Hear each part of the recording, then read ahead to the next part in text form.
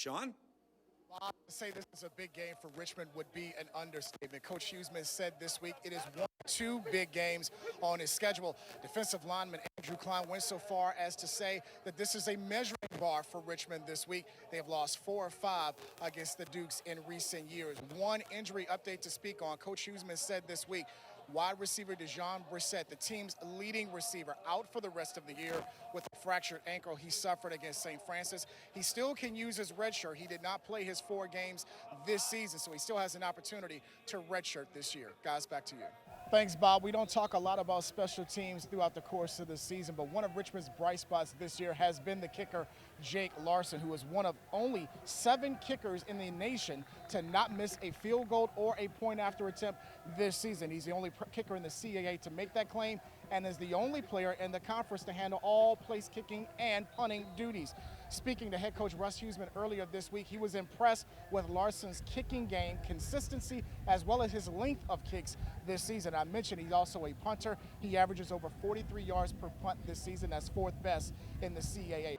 Bob, you mentioned the numbers for Mancuso, 9 touchdowns to only 2 turnovers in his last 3 starts. A big reason why Richmond has gone 2-1 in that stretch. I spoke with head coach Russ Huseman this week, and I asked him, is Mancuso seeing the field differently or reading the defenses better?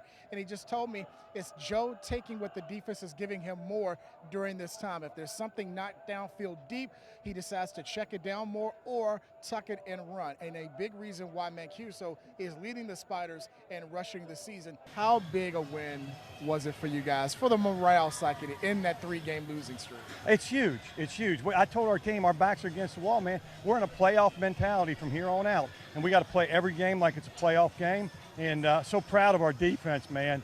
We gave up some stupid plays, you know, a couple that should have been made, but for the most part, our defense played great.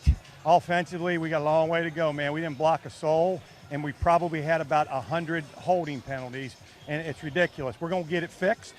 We'll get it fixed, and we'll block better. And but we did enough to win the game. Special teams, we did enough. Our kicker kicked enough to win a game. So that's all that matters is we win a football game. Coach, enjoy it. Talk to you next week when you go up to Maine. You said we were going to win. Did I not? I love you, man. Love you. Coach Huseman, halftime live interview with Sean Robertson. Sean? Thanks, Bob. Coach, you mentioned that you wanted more emphasis in the running game in the first half. How did you like it so far? Running pretty good. Looks like we got some seams there. You know, they got us on a couple 3rd and 1s that we didn't convert, you know, where they hit some gaps. But, you know, for the most part, we're getting some seams. Gordon was running hard. Deontez was running hard. And obviously the quarterback runs have helped us. Our Sean Robertson has moved to the other side of the field to get the perspective from Fordham and their first-year head coach, Joe Conlon. Sean? Coach, in the first half, we talked about it off camera. The last 2 drives, you were able to build some momentum for you guys. Yeah, you know, obviously a slow start, which you know, we can't have against a team this talented. But, you know, we're able to move the ball last 2 drives. We just got to finish drives. You know, can't make the mistakes that we're making costing us opportunities. It's 12 yards on the ground in the first half. What needs to happen in the second half for you guys to be effective? We got to finish blocks. We got to finish blocks, and we got to finish blocks. You know, too many guys sliding off late and getting their hands on our ball carrier. Bob mentioned during the game when you were 1-3, you still had the belief that this was a special team and they could do special things down the stretch. What gave you the confidence and the belief that they could do that? Well, you know, I think our guys believed it. You know, we never blinked. We were 1-3. We never blinked one time. They came in on Sunday and said, let's go. And I thought we could get on a roll a little bit. We've got good players, man. I mean, you know, the additions of Brandon Feemster and Charlie and Keeson with what we had coming back, man, made such a huge difference. Those guys are great. And, you know, our guys are playing good. They're playing with a lot of confidence. Thanks, Bob. Here with Charlie Fessler. Put up career numbers in catches with 11. How are you guys, how were you so effective against Stony Brook's defense tonight for you to put up these big numbers? Yeah, you know, Stony Brook's a very aggressive team. You know, they're really good across the board. But it starts up front with the offensive line, and then, you know, Joe was so good today. All day long, you know, putting the ball right on us and just giving a chance to go make plays out there today. So, that's, you know, it was really fun. You know, got a bunch of fans out here today, so it was a good day.